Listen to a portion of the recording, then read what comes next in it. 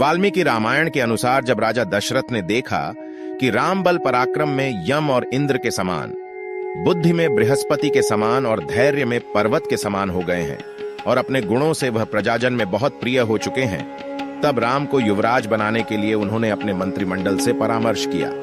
सभी की सहमति पाकर उन्होंने राम के राज्याभिषेक की तैयारी के लिए आज्ञा दी। राजा ने भिन्न नगरों में निवास करने वाले प्रधान पुरुषों तथा अन्य जनपदों के समस्त राजाओं को अयोध्या आने का निमंत्रण दिया, किंतु केकयनरेश और राजा जनक को नहीं बुलवाया।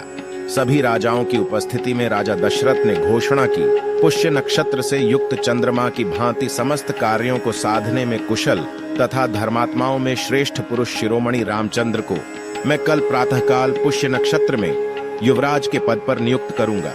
इसके साथ ही वहां उपस्थित अन्य राजाओं से इससे भी उत्कृष्ट विचार की सलाह मांगी गई, किंतु सभी ने राजा दशरथ के विचार को ध्वनिमत से स्वीकार कर लिया। ये घोषणा सुनते ही सारी अयोध्या में खुशियां छा गई। कैकेयी की एक दासी थी जिसका नाम मंथरा था। जब उसने कैकेयी के महल की छत से अयोध्या में होने वाली तैयारियों को देखा, उसने राम की धाय से इसका कारण पूछा। जब मंथरा ने कल होने वाले राम के राज्याभिषेक का समाचार सुना तो वह मन ही मन ईर्ष्यालु हो गई। उसे इस बात में कैकेयी का अनिष्ट दिखाई दे रहा था। वह कैकेयी के पास गई और अत्यंत क्रोधावेग में कैकेयी के ऊपर आने वाली विपत्ति के बारे में सोचकर उसे उत्तेजित करते हुए कहा, कल दशरथ राम को युवराज के पद पर अभिषिक्त कर देंगे। यह समाचार पाकर मैं दुख और शोक से व्याकुल हो अगाध भय के समुद्र में डूब गई हूँ, चिंता की आग में जली जा रही हूँ और तुम्हारे हित की बात बताने के लिए यहाँ आई हूँ। ऐसी ही उत्तेजित करने वाली अन्य बातें उसने कैकेयी से कही, किंतु राम के राज्याभिषेक की बात सुनकर कैकेयी हर्ष से भर गई और उसने उसे पुरस्कार स्वरूप एक दिव्य आभूषण प्रदान किया और कहा, यह तूने मुझे बड़ा ही प्रिय समाचार सुनाया, इसके लिए मैं तेरा और कौन सा उपकार करूं। लेकिन उसने उस आभूषण को फेंक दिया और फिर कैकेयी को समझाने लगी। तब भी कैकेयी ने यही कहा कि यदि राम को राज्य मिल रहा है तो उसे भरत को मिला हुआ ही समझ कैकेयी की यह बात मंथरा को अच्छी न लगी और उसने एक बार फिर कैकेयी को उकसाया कि वह कुछ इस प्रकार का उपाय सोचे जिससे उसके पुत्र को तो राज्य मिल जाए और राम को वनवास हो जाए। बार बार एक ही बात को सुनते सुनते कैकेयी पर भी उसकी बातों का प्रभाव पड़ गया और उसे भी लगने लगा कि मंथरा जो कुछ कह रही है सच है। अब उसने मंथरा से ही उपाय बताने को कहा। उस समय मंथरा कैकेयी से इस प्रकार बोली, दक्षिण दिशा में दंडकारण्य के भीतर वैजयंत नाम से विख्यात एक नगर है, जहां शंबर नाम से प्रसिद्ध एक महान असुर रहता था। वह अपनी ध्वजा में तिमी हवेल मछली का चिन्ह धारण करता था और सैकड़ों मायाओं का जानकार था। एक बार जब उसने इंद्र के साथ युद्ध छेड़ दिया और इंद्र उसे पराजित करने में असमर्थ रहा, तब राजर्षियों के साथ राजा दशरथ तुम्हें साथ लेकर देवराज की सहायता करने के लिए गए थे।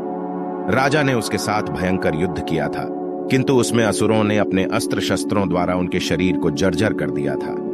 जब राजा की चेतना लुप्त हो गई, उस समय सारथी का काम करती हुई तुमने अपने पति को रणभूमि से दूर हटाकर उनकी रक्षा की। जब वहां भी वे राक्षसों के शस्त्रों से घायल हो गए, तब तुमने अन्यत्र ले जाकर उनकी रक्षा की। इससे संतुष्ट होकर राजा ने तुम्हें 2 वरदान देने के लिए कहा था। उस समय तो तुमने वे वरदान नहीं लिए थे। मंथरा ने कहा कि अब उन दोनों वरदानों को मांगने का समय आ गया है। तुम उन दोनों वरदानों को अपने स्वामी से मांगो। आप राम को 14 वर्षों के लिए बहुत दूर वन में भेज दीजिए और भरत को भूमंडल का राजा बनाइए। ऐसी बातें कहकर मंथरा ने कैकेयी की बुद्धि में अनर्थ को ही अर्थ रूप में झचा दिया। अब कैकेयी को उसकी बातें अच्छी लग रही थी। उसे लगने लगा था कि मंथरा ही उसकी असली शुभचिंतक है। राज्याभिषेक की तैयारी के लिए आज्ञा देकर जब राजा दशरथ रनिवास में आए, तब उन्हें पता चला कि कैकेयी को भवन में भूमि पर पड़ी है। कामाभिभूत राजा ने कैकेयी को मनाते हुए कहा, जो कुछ भी चाहती हो बताओ, मैं राम की शपथ खाकर कहता हूं कि तुम्हारे मन की कामना अवश्य पूर्ण होगी। राजा के ऐसा कहने पर कैकेयी ने राजा से अपने दोनों वर मांग लिए। पहले वर से उसने भरत का राज्याभिषेक और दूसरे वर से राम के लिए 14 वर्ष का वनवास। कैकेयी के ऐसे वचन सुन राजा एक बार तो मूर्छित हो गए। उनकी चेतना लुप्त सी हो गई। चेतना लौटने पर उन्होंने कैकेयी को समझाने का काफी प्रयास किया, लेकिन वह अपनी बात पर अड़ी रही। प्रातःकाल ऋषियों के कहने पर जब सुमंत्र ने रनिवास में प्रवेश कर राजा की स्तुति कर उन्हें जगाने का प्रयास किया, तब दुख और दीनता से भरे राजा कुछ न कह सके। इस पर कैकेयी ने उन्हें राम को बुला लाने के लिए कहा, किंतु सुमंत्र राजा की आज्ञा के बिना जाने को तैयार नहीं थे। तब राजा ने उन्हें राम को बुलाने की आज्ञा दी। राजा का संदेश पाते ही राम उत्सवकालिक कृत्य पूर्ण करके सुमंत्र के साथ राजा के पास पहुंचे। निकट पहुंचकर उन्होंने राजा को प्रणाम करने के बाद माता के चरणों में शीश झुकाया और बुलाने का कारण पूछा।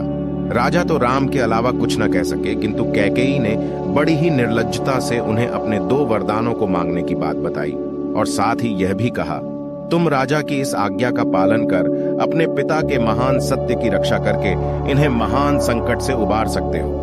कैकेयी के ऐसे कठोर वचनों को सुनकर राम को तनिक भी शोक न हुआ और उन्होंने कैकेयी को अपने वन में जाने के प्रति आश्वस्त किया। ये फिर अपनी मां कौशल्या के पास गए और उन्हें वन जाने की बात से अवगत करवाया, जिसे सुन वे फरसे से काटी गई शाल वृक्ष की शाखा के समान सहसा पृथ्वी पर गिर पड़ी। राम कौशल्या को समझा बुझाकर उनसे वनगमन की आज्ञा लेकर तथा उनसे स्वस्थि वाचन करवा के सीता के भवन में आए और उन्हें भी कैकेयी के वचनों तथा पिता की आज्ञा के बारे में बताया। सीता ने उनसे उन्हें भी अपने साथ ले चलने के लिए कहा, किंतु राम ने उनसे घर पर रहने का अनुरोध किया, लेकिन सीता ने उनकी यह बात नहीं मानी और वे उन्हें अपने साथ ले चलने का आग्रह करते हुए करुणाजनक विलाप करने लगी। इसे देख राम को उन्हें अपने साथ ले जाने का निर्णय करना पड़ा।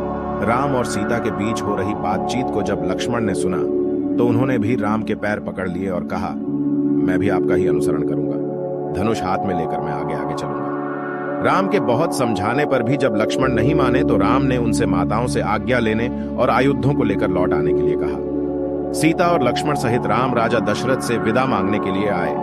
राजा दशरथ ने आर्त भाव से रोते हुए कहा, तुम कल्याण के लिए, वृद्धि के लिए तथा फिर लौट आने के लिए शांत भाव से जाओ।